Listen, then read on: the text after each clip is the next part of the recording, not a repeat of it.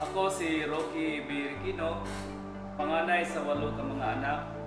Akong papa usa lamang kapanday ug ang akong mama anaalan sa balay. Itabang ko sa ako ang ginikanan sa pagpaningkamot. Namaligya ko si Lupin sa merkado, sa elementary pa ko, o gitabang sa akong amahan sa pagpamanday, paghimo og mga furnitures, hangtod nga nahuman sa akong high school. Nakapasar ko sa scholarship sa MSU IIT o nag-eskwela sa 3-year Electrical Engineering Technology Program. Nadawat ko isip usa ka laboratory technician sa Electrical Department sa School of Engineering Technology sa MSU IIT. Nagkuha ko og Bachelor in Technician Teacher Education sa Mindanao Polytechnic State College sa Cagayan de Oro City. Nakapasar ako sa licensure exam for teachers ug mikuha ako sa bako og electrical installation maintenance sa NC2 and NC3 sa TESDA. Nag-apply ko og full-time faculty sa IAS department sa MSU IIT gihapon.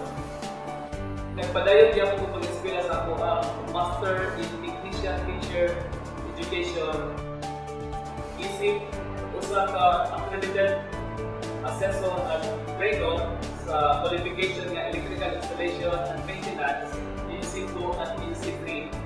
Ako gipaambiton ako ang knowledge, skills, and attitude ngadto sa mga out of school youth.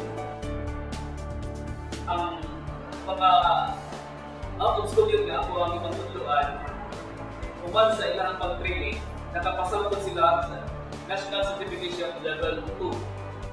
IIT, sabang sa akin si Professor Rocky, kaya mga sa Del Barangay, na namuna kaya sa hinaw sa mga bata ng Salamat bigyan ko sa MSU IIT o kang Sir Rocky Biriquino na usagis nakatabang sa amuang mga classmate kami na sa mga out of school year diri sa Barangay Tomas Carili.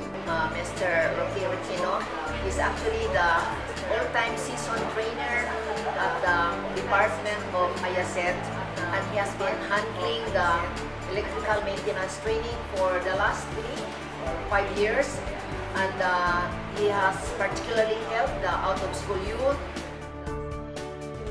Ako si Rocky Biriquino. Sa TESDA, sumaya ang buhay ko. Buhay niyo rin. Sasaya sa TESDA.